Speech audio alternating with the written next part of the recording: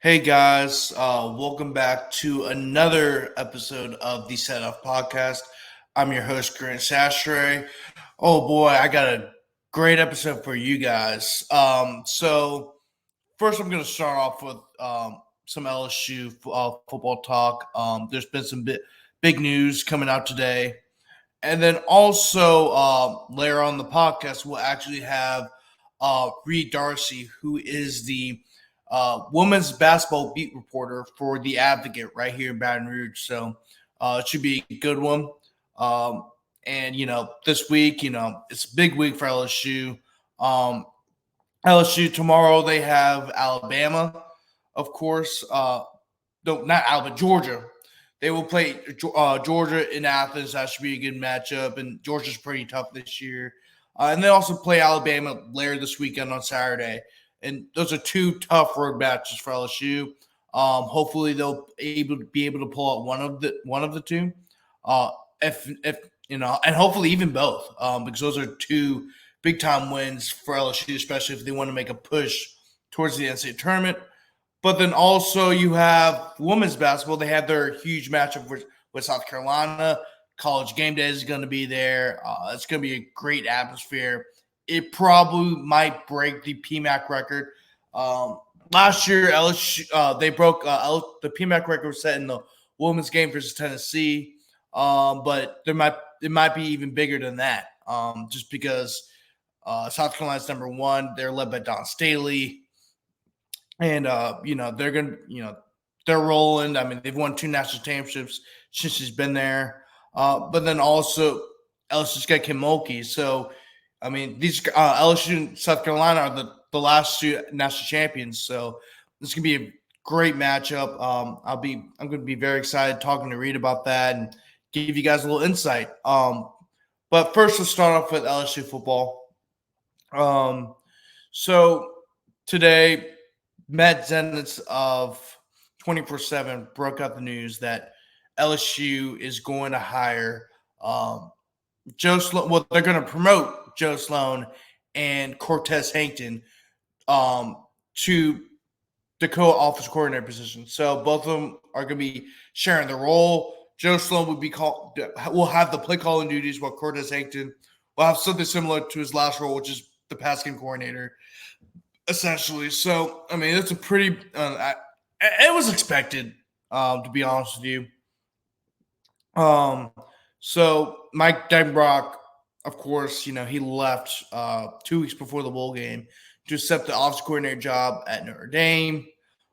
He's from Homer, Michigan, which is in the southern part of Michigan, and it's only about 2 hours away from South Bend, Indiana, which is where Notre Dame is located. And he just wanted to be closer to home. Mike Denbrock's an older guy; he's like 58, 59.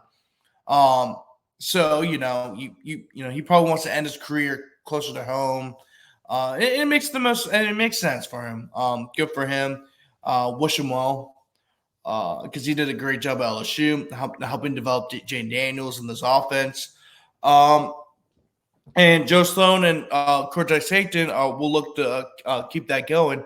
And so basically they weren't even the offensive coordinators going to the bowl game. They were, it was kind of like a short notice thing. And they did a great job calling the game plan in the Raw Access Bowl versus Wisconsin, where they won 35-31. LSU put up nearly 500 yards of total offense. And, the way the offense performed and the way that Brian Kelly was talking about, was praising them after the game, I could kind of see that LSU was leaning towards hiring them both as coordinators, just keeping that going. Because really LSU is more focused on the defense side of the ball. Because remember, they fired their whole staff on that side of the ball. So it makes sense why they probably want to keep it. Also, they're 2 young coaches. They're 2 great recruiters. They're a big reason. They're a bigger reason why LSU right now has the number 1 recruiting class for the class of 2025. Joe Sloan, Frank Wilson, and Cortez Hankton have done a fantastic job building up that recruiting class. But then also, Joe Sloan did a great job developing Jane Daniels. Remember, Jane Daniels, when he came to LSU, he didn't have great footwork. Matter of fact, he didn't know what footwork really was, because he never really was developed properly at Arizona State, and they're really honed down on his weaknesses, and they made him into strengths. Cortez Hankton did a great job developing Malik Neighbors, developing Brian Thomas, and he's done a great job with that wide receiver room. So it makes sense why they want to keep those two guys, especially when Cortez Hankton's name is getting brought up with the South Alabama job, South Alabama head coaching job, not just coordinator job, head coaching job. And Joe Sloan will be a head coach one day too. So it makes sense why you want to keep those two. But then also on the defense side of the ball, I didn't say this in my last show, but they hired Mickey. They hired Corey Raymond, and they brought in Jake Olson. Corey Raymond, you may well know, one of the architects of DBU. He's not the architect. That's of course Ron Cooper, but Corey Raymond was the one that kept it going and made it to what it is today. He helped develop Trey White and Grady Williams. There's a lot. Grant Delpit. Just the list goes on. There's a lot, and I just want to just overwhelm myself. Eli Ricks when he was at LSU before he transferred to Alabama. Jalen Mills. The list goes on. There's a lot that you can name, and they brought him back after 2 years at Florida. He wasn't brought in. He was let go after Coach O got fired and Brian Kelly came and installed his staff. So it's great to have him back. The one question about him is that it's the last 4 years the DB the group he oversaw, the DBs weren't really that great, of course. And obviously 2020, 2021 really wasn't his fault. I think there's a lot of that had a lot more to do with the defensive coordinator. But 2019, the DBs were pretty shaky at times. Florida, they're very shaky, which is why he got let go. He's really the only person that really got let go from that staff, which is weird, considering that the whole defense as a whole struggled. So I'm not sure what really went on there. But then also he was struggling with recruiting at Florida too. I don't think that's going to be a big issue when it comes to Louisiana, just because the whole purpose of him going to Florida was to take some kids from Louisiana, and that didn't work out. So I think he'll have a much higher success rate coming back at LSU than he did at Florida. So I think that was a great hire. I give that A- or an A, period. And then they also brought in Jake Olson. Jake Olson was an analyst for Missouri, and I think it was an analyst at LSU too. And they hired him as a safeties coach. At first, it was kind of like people weren't sure what his role was going to be, but then he got hired as a safety coach. And that was a Blake Baker thing. I think Blake Baker really wanted to be the safeties coach. He really likes what he sees from Jake Olson. So I think that was more of a Blake Baker move than it was a Brian Kelly move. I think Coach Baker really wanted to bring him on the staff as the safeties coach, just because they have that chemistry, and he sees that Jake Olson is a rising star. So I can see why. I think that's more. I don't think Brian Kelly like say, hey, I want Jake Olson safeties coach. I think Blake Baker recommended to Brian Kelly that Jake Olson needs to be the safeties coach. So yeah, so that completes the defensive staff, of course. So obviously you already know they hired Bo Davis and they hired Kevin Peoples as the two D-line coaches. And the offense is pretty much wrapped up now that Cortez. You keep Cortez Hankton, you keep just Sloan as a quarterback's receivers coach, and then promote them to co-OCs. And then Frank Willis is the running backs coach, of course. Brad Davis is the offensive line coach. The only spot you have left is tight end coach, but I think what they might do there is usually what you see with a lot of times with colleges is that they'll probably bump up an analyst to the tight ends coach and make him like a full-time tight ends coach or GA coach to tight ends. That's just sometimes what colleges do. I've seen that personally, as my dad was a college coach. Right now, he's coaching in the UFL. But I've seen that, as the son of a coach, with that in college practice, how they work that out. So, but that's a hell of a recruiting staff, man. That's an elite coaching staff in terms of recruiting. Frank Wilson, one of the best recruiters in the country, one of the best recruiters of all time. I mean, Bo Davis is a hell of a recruiter. Blake Baker is a hell of a recruiter. Cor Raymond is notorious for his recruiting prowess in the state of Louisiana, and also bringing in those top DB prospects to LSU and developing them. So it's a very elite coaching staff in terms of not only just coaching the game in X's and O's, but recruiting. And Brian Kelly's done a hell of a job of what he wants. And also the theme about this coaching staff is that all of these coaches have Louisiana ties because they're either from Louisiana, they played at LSU, or they coached in Louisiana. And I think that's what we need to have when you're at LSU. You are the flagship university at Louisiana. There's no other Power 5 schools in the state of Louisiana. The rest is just a group of 5 schools like Tulane, Lafayette, and ULM, and then obviously the SCS schools. So you have the advantage of getting whatever player from Louisiana that you want, along with, of course, the out-of-state prospects and the and high school recruiting, and then also in the modern age of college football, the transfer portal. So it's a very, very elite coaching staff, not only in X's and O's and recruiting. And that wraps up for high school LSU football. I'm going to bring on Reed in a second. It should be I'm very excited to have him on the pod.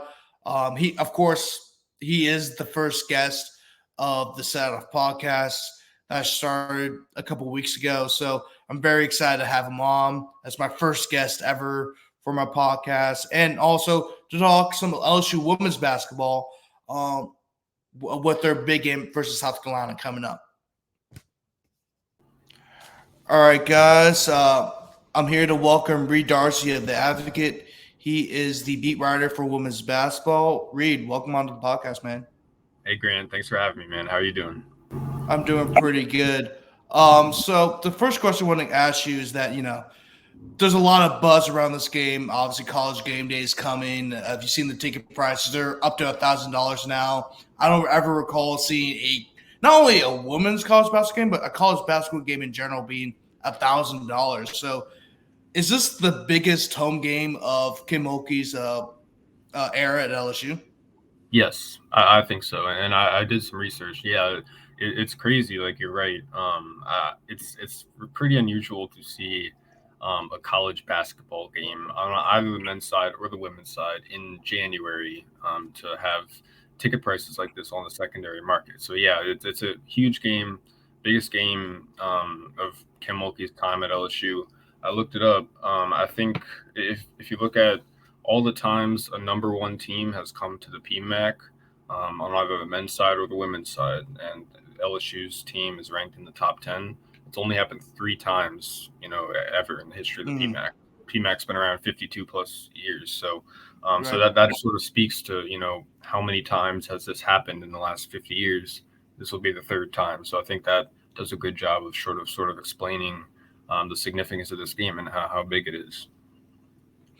Yeah, I mean, not only is this a big game in general for LSU and South Carolina, but for the conference. So, with Kim Mulkey not being LSU and Don Saley being at South Carolina, what does this type of, I guess you could say it's rivalry now, what does this type of game do for the Southeastern Conference as a whole? Yeah, I think you could call it a rivalry. I mean, I think you could say that. It sort of gets to the argument of what exactly is a rivalry. Does one team have to beat another team, for it to be officially considered a rivalry. That's all semantics to me. I think you can call it a rivalry based on just these are the top two teams in the Southeastern Conference. They're the top two teams, one of the top two teams in the country, and they really define, the conference. They define, where the top 10, shakes out in the country. So I think given all the attention, all the expectations, probably one of the biggest games of the women's basketball calendar year. So yeah, it's huge. It just brings eyeballs to the sport. Both Kim and Dawn are really good at marketing their teams and building their programs and attracting attention to them. They're probably as good as any coach in the country at doing those types of things. So I think, given the way they attract eyeballs and develop their teams and put good product on the floor, I think it's a perfect combination of attention and good basketball, and that makes for a compelling product. Mm-hmm. And what player from LSU would be key in the Tigers matchup versus South Carolina if they want to pull off the victory? Well, I think the first place you got to look at is Angel Reese. Camila Cardoso for South Carolina, she's their centerpiece. She's really good. She's 6'7". She's strong, tall, nimble. She's got really good footwork. She's really athletic as well. And the first thing that I'll be looking at in the game is I want to see how LSU defends her. I know Mulkey and Bob Starkey are going to draw up some kind of game plan to try to take her away. But I just want to see how Angel Reese defends her, because I think if Samaya Smith had never gotten hurt, I bet that Kim Mulkey would have gone with Samaya Smith, started her, and made her the primary defender on Cardoso. Now you can't do that, and you sort of have to rely on Angel Reese to do that. Is that part of her game? Is that really the best place to put her? I don't know. We'll see. I think she's certainly capable of being a good defender and a pretty solid rim protector. But again, we'll see. We'll see how she handles the length, the physicality inside. We know she has, probably the highest motor of any player in the country. We'll see how she can, fare down low on defense against Cardoso while also carrying LSU's offense for stretches. So I'll be watching for that, at the start of the game. Yeah, speaking of Samaya Smith, she was really coming on strong. She got moved to the starting lineup at the beginning of the year, and then she tore ACL and MCL. How big of a loss for LSU, not only for this game, but in the long term? Oh, it's huge for this season, huge for this game. I think, if you look at LSU, they're not a very deep team. They're probably less deep than they were last year. Losing Samaya Smith and losing Kateri Poole as well. They really only go 6, maybe 7 deep. And if you catch Aaliyah Del Rosario, the freshman center, on the right night, she can give you good minutes. But I think Mulkey really only trusts 6 players, to be a part of her rotation at this point. I bet we'll see Del Rosario, given, South Carolina's length and size. But I wouldn't expect her to get extended minutes. I'd expect Mulkey to keep her rotation super tight. But Samaya Smith, if she had Samaya Smith, that would be another body in there. That would be another player who can come off the bench or start and just help take some of the pressure off Angel Reese and Anissa Mora, so they don't have to go 35 plus minutes a game. Because if you get, in a close game, late in the fourth quarter, say the South Carolina game is close, and the players, they're all playing 30, 33, 35 minutes. Their legs might wear down, and then they might get tired, and they might not be able to finish the game off. So I think, it's big. Mulkey's really looking for a couple other extra players to slide in the rotation. Losing Samaya Smith is a big part of that. Mm-hmm. Yeah, and going off of what you said about Camila Cardoso being 6'7", one of the things that stood out about last year's game was the height advantage. South Carolina still has the height advantage, but adding players like Anissa Morrow and having Michaela Williams, and it seems like LSU has kind of slimmed the height advantage. But how much you think South Carolina will still have the height advantage going this game? And do you think that LSU how can LSU overcome that height advantage? Yeah, I think, like I said, it's going to come down to Angel. She's going to have to be the primary defender on Cardoso. So we're going to have to see how she, handles that. But the other thing that South Carolina has, they also have the depth advantage. They can go 10 deep pretty much. They got 10 players, averaging double-digit minutes at least 10 minutes a game. LSU only has 6 of those players. So I think what really jumped out to me is that they have the depth advantage, they have the numbers advantage, and so their top end players shouldn't get as fatigued as the game wears down. They'll be fresher than LSU will be. Mm-hmm. And LSU, they have the number one offense in the country. They're averaging over 90 points a game. Their offense is very, very prolific. But then South Carolina arguably has the best defense in college basketball. They're number one in field goal percentage allowed and blocks per game. They're number 5 in points allowed per game.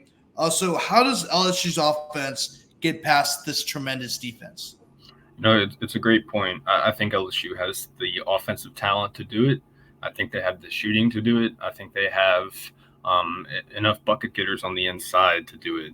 It's just a matter of how will those numbers translate against the top defense in the country. We won't know. If you look at the Arkansas game on Sunday, and what really stood out to me when I was watching that game is just how they really moved the ball around the perimeter and how they sought early to get the ball in the hands of the guards early on, and they tried to play through the guards early on. You could probably say it was Haley Van List's best game of the year.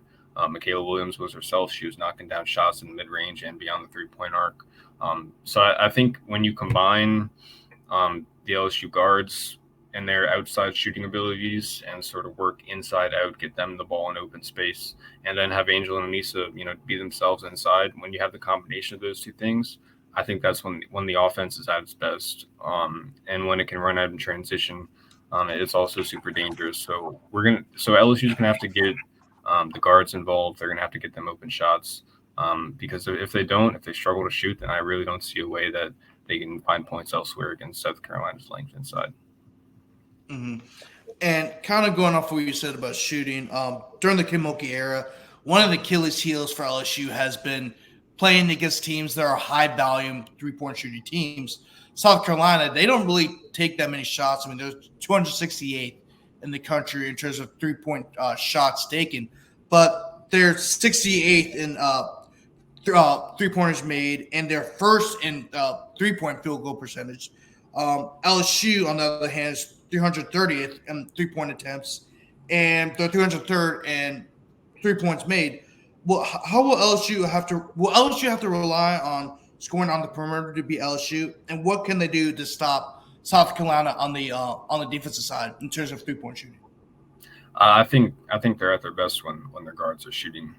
When they're taking more threes. The LSU doesn't take a lot of threes. They don't like to take a lot of threes. But I think the games where they have taken some threes and they have shoot it well from there, I think that's really taken their offense to the next level, and it's really unlocked something, and it's made life easier for Angel and Anissa down low if they can counterbalance that with some shooting. How do they stop South Carolina? It's like the length. The length is just LSU has the length to do it, and they have the defensive. They have the defensive versatility to do it, and they have the individual defenders to do it. It's going to come down to how well does Michaela Williams play? How does she, is she rock solid? Does she make any kind of freshman mental mistakes that we've seen her make throughout the season at some points? We don't know. I think the other thing to point out, last year Poa, she's one of LSU's best defenders. She's really good at moving her feet. She's really good at taking charges. So having her off the bench and having her playing well and playing good defense, contesting shots on the perimeter is going to be big. So I'd watch for her as well to see how she defends the South Carolina guards. Yeah, and I mean, South Carolina, as you said earlier, is a huge team, and they're number one in rebounds. So LSU really needs to be very physical. And you look at Iowa, the Iowa game last year. Of course, Iowa's a high volume 3-point shooting team, but they were pretty, they're pretty short on the height advantage as well. So how, will physicality be a major theme in this game, considering the fact that LSU doesn't necessarily have the height advantage while South Carolina does? Yeah, both these teams play the same way. They really go inside first, and they base their offense around in the paint. They try to get shots around the rim. and they both rebound the ball really well, both on the offensive glass and the defensive glass. They play the same way. So far, South Carolina has been a little bit better at playing the same way. They posted better numbers. But again, it's mano a mano down there. They sort of play the same way. I think it might even come down to who hits more shots from beyond the three-point arc, because they can really go at each other down low, and they can really fight to a tie, maybe down low. So whoever hits more shots, maybe that might counter that. That might put the other team over the top. Mm-hmm. And how is LSU? What is their team chemistry like? Because they brought in a lot of freshmen. They had the number one recruiting class in the country. You brought in Anise Amaro and Haley Van Lith through the transfer portal, and then also you lost Kateri Poole. She's not on the team anymore. So, what is their team chemistry like? Given the fact you have all these new faces, and you saw problems with that earlier in the year, especially against Colorado. You saw it. So, what's their team chemistry like right now, going into the heart of SEC play? Yeah, if you ask Kamulki, I think she'd say that she hasn't had enough time with her core group of players, because when you think about it, they didn't really all start playing consistently together until maybe the end of December, really middle to late December. So it takes some time to integrate the pieces, and they just haven't had the time. The season starts. Angel almost goes away for 4 games right away. And then she comes back, and then Haley Van Lith is out. You started the season, you put Nisa Morrow in the starting lineup, then you move Samaya Smith in place of her in the starting lineup. Samaya Smith gets hurt. Okay, Anissa's back in, but then Angel's out, and then Haley's out. So they haven't really had a ton of time to really gel together. And I think you're seeing them getting slowly more comfortable with each other, more in rhythm.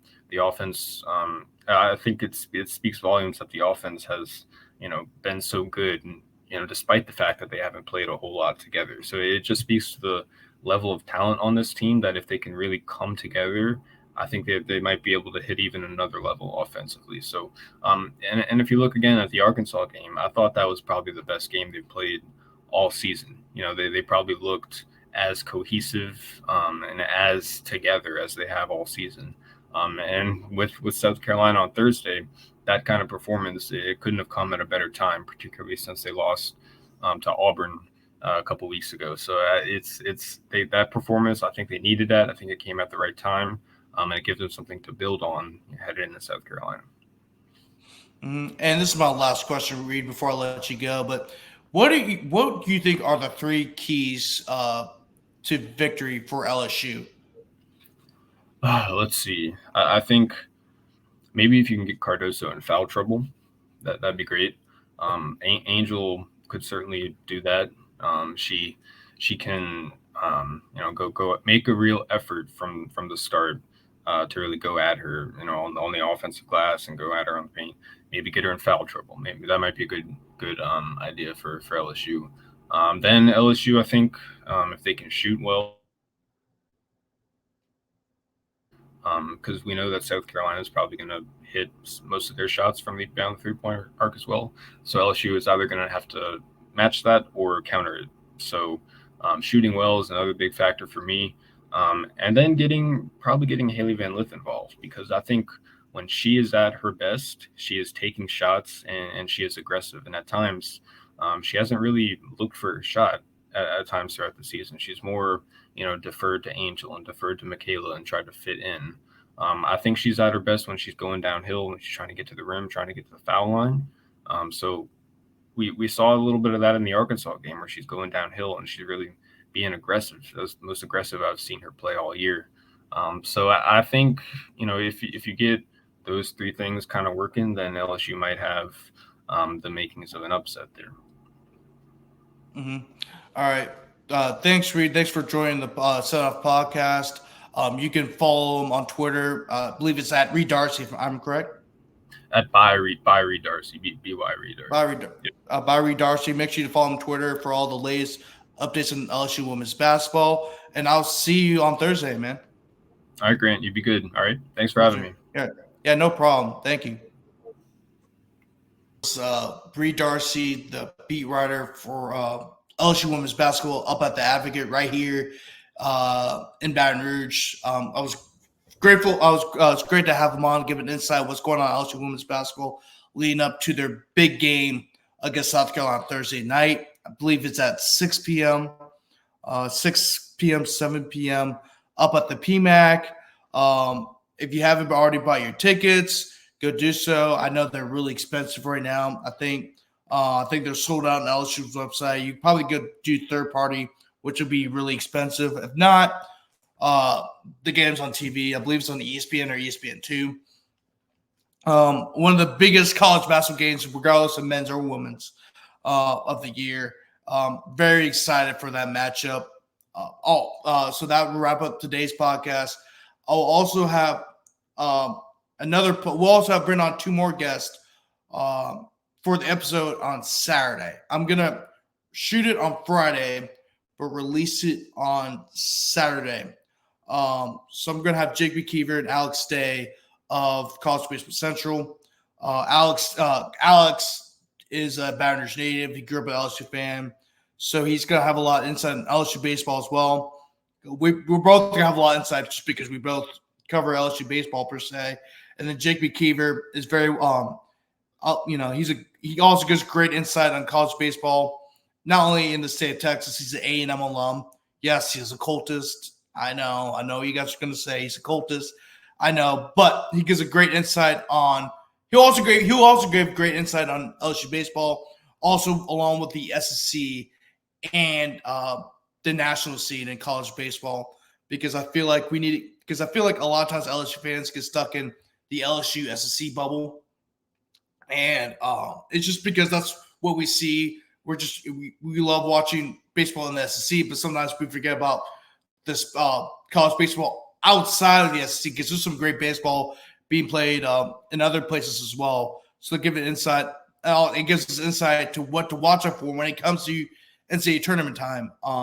So I'm gonna have a great discussion with them about LSU baseball and college baseball, and that will be released on Saturday, like I said. But anyways, thanks for watching or listening to the Incentive Podcast. I'm your host, Grant Chachere. I'll see you guys later. Peace, y'all.